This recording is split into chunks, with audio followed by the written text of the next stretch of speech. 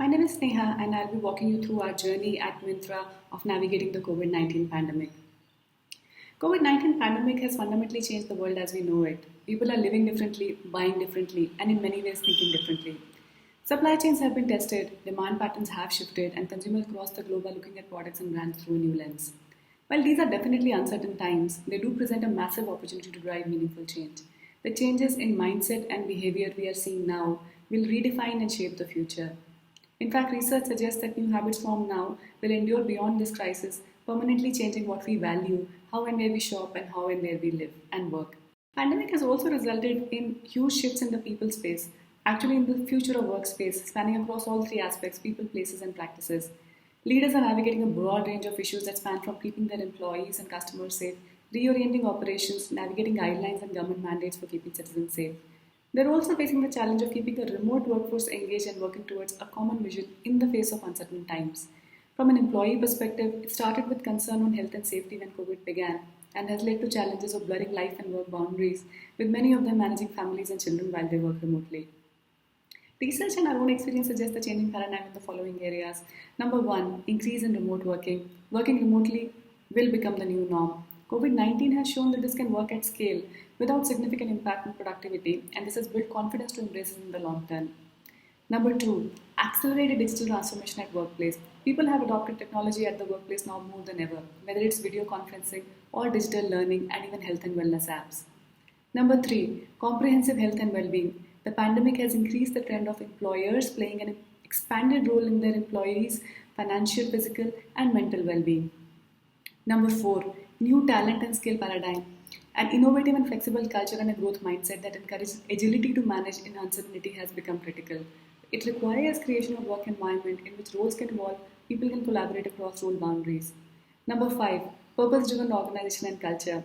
Shaping a purpose-led culture that is aligned with business strategy and inspires a remote, diverse, and distributed workforce is more important than ever. And finally, number six, leadership. For leaders, this is the ultimate leadership test. Pressures can be daunting. They are expected to show empathy, at the same time be decisive and fact-based in their actions. Have a short-term fix for things while looking over the horizon, grappling with questions themselves when teams are looking at them for direction.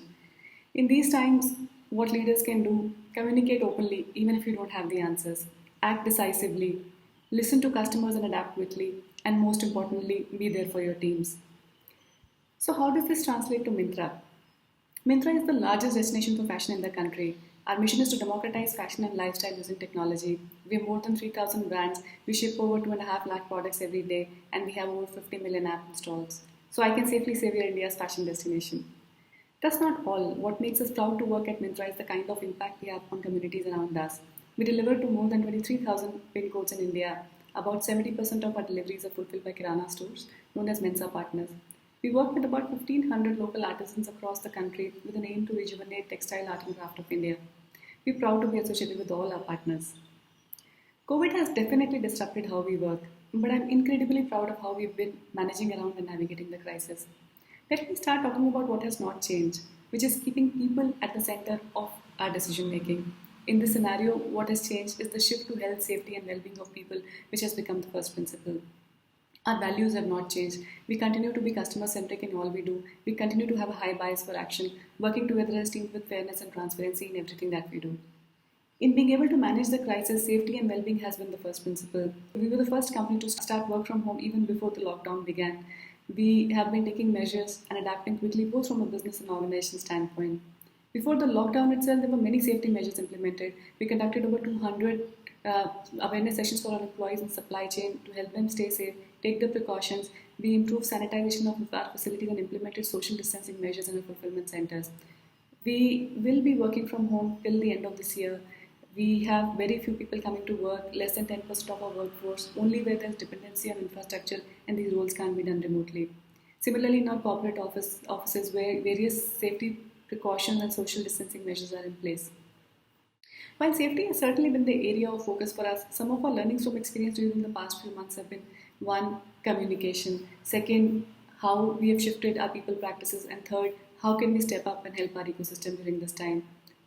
Let me start with communication, and not just communication. I believe being honest is the key. We have been clear and upfront about what's happening with everyone. There have been functional town halls using Zoom. Our CEO and leadership team just dropped into a few of those. We were honest about things we didn't know, and I think that's what makes the difference. We've been doing corporate town halls for our employees. We typically use anonymous questions which can be upvoted and we answer everything which comes to us. We increase the frequency of these town halls as well, so there's a channel for people to listen and ask questions. Communication is also about empathy and listening to people. During the past few months, we've done a few rounds of feedback surveys with our employees to understand sentiment and how can we help and taken action based on what we heard. When we heard work-life boundaries were getting blurred, we set working norms around hours where meetings can be held. And we also set up a no meeting Wednesday so that people could spend time doing thinking work where there is no interruption, there is no meeting, and they can really focus on ideation and doing their tasks. When we went into lockdown, our performance process was underway. The biggest thing on anyone's mind was what happens to compensation increments. Will they be lesser? Will salaries be cut? As an organization, we took the call to not change any of this. We proceeded with our processes with nothing changes, and that has helped us build trust. Let me now talk about shift in people practices. I think the past few months have seen the most accelerated transformation at workplaces than we've ever seen before. The kind of digital transformation we would have expected to see in the next decade is already here. There are core processes which we couldn't have imagined at the beginning of this year as something we will digitize. It had to be done overnight, hiring and onboarding being two classic examples. As HR professional, this has certainly been an interesting time. It has pushed HR to be agile, respond to situations in a fast yet empathetic way, and build experiences in the moment. While HR traditionally has been around designing thoughtful experiences around processes such as hiring, onboarding, or learning, in this situation, the experience of an employee when they need support and how the organization responds create those experiences which truly matter. I'd like to share examples of three specific areas, which is around virtual onboarding, learning, and engagement. On onboarding, we honored all job offers. We virtually onboarded interns, campus graduates, and even our chief product officer. We reimagined our onboarding process to make it fun, interactive for all our new hires using augmented reality. Through this differentiated tech-enabled and self-paced experience, new joiners get a glimpse of Myntra culture, business teams, and multiple milestones in our journey through the years. We also got laptops, new joiner kits delivered at home to our new joinees, keeping their safety first. On learning, we did go into virtual internships. We created experiences for our campus graduates in virtual environments. In addition, from a learning perspective, we gamified learning modules. We quickly transitioned classroom programs to online and even conducted online learning championships. The total consumption of online content after lockdown went up by 4x for us as compared to regular days. On engagement and wellness, it's life integration with work which is happening today. So how do we include families as well? We had a few activities, sharing about your work from home experience, bringing pets or children to calls. Some teams even created videos for birthday wishes or just showing how life is when you work from home. We do post these on our social channel actively. I welcome you to follow us if you like. Given the times we are in, it's not just physical wellness, but emotional well-being takes a lot of importance. A few examples of what we did was we organized fitness challenges, we organized sessions on meditation, rejuvenation to provide access to physical and mental wellness to all our employees. Additionally, we realized that parents were struggling. There was too much to manage at home with work and all the household responsibilities as well. We did a webinar on managing emotional wellness for our parents. I think again it's been about listening. So for example, when we heard sleep is an important topic, we organized a webinar around how do you manage sleep well as well. We provided a round-the-clock employee assistance program to our employees. We also introduced a doctor on-call service to make sure our employees have all the resources at their disposal. We also recognize that the biggest thing that a situation like this takes away from anyone is a sense of community. How do you make sure that a sense of belongingness and interconnectedness prevails even when employees can't come to the workplace? While there have been many initiatives that have been designed and implemented, I think more than what has helped us is that many times it's just about the element of care. And our leaders have brought that in. We've celebrated birthdays, baby showers, and even wedding of a teammate virtually.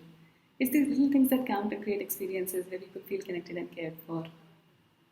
Number 3, helping our ecosystem. I think it's times like this when humanity is the most important thing, which matters, and those who need our help are looking at us to step up for them. There's so many frontline warriors keeping things running on the ground, keeping us safe, or even delivering essentials to us. As a gesture, we donated about 25,000 masks to Bangalore Police Force to help them stay safe on the ground during COVID lockdown. We also provided COVID insurance to 30,000 of our delivery partners and warehouse employees. In these times, we were also able to create job opportunities. We hired about 5,000 third-party employees ahead of our end-of-season sale, giving a major boost to our supply chain ecosystem and customer support. We're already working with 15,000 Kirana partners. These are small stores and small business owners, and it gives them an opportunity to augment their income. Bringing it together for us, and my personal favorite has certainly been our end of season sale event. For the first time, the entire event was managed remotely and digitally by our employees who remained connected through live video conferencing. There were dedicated virtual war rooms for problem solving across all phases of this event. More than 1,000 of our employees worked remotely and were available 24/7 during URS. The event usually begins with a gig in the office, and this time also we did not move away from that tradition. We had a band to kick off the sale day activities with virtual performance, and we also had a stand-up comedy act. Health and wellness was certainly top of mind for us. We organized yoga, meditation sessions, periodic nudges for breathing exercises and ergonomic exercises. We, in fact, also announced a 2-day recharge leave for our employees after URS to ensure they rejuvenate themselves and come back fresh after a hectic event, after spending time with their families, and after getting a chance to relax and wind down. With the sharing of our learnings and experiences, I do want to reiterate a couple of points. I think number one, we are nowhere close to defining a new normal. We will pass through a series of current normals, and our learning is to listen, understand the mindset shifts underway, and adapt quickly. Number two, if there's ever a time to innovate and drive behavioral shift, it is now. We are facing challenges which are unprecedented, and so are the opportunities to drive meaningful change. Number three, whatever the future holds, one thing that would not change is health, well-being, and safety of our customers, employees, and partners will always be and should always be our priority number one. Thank you for listening. Stay safe.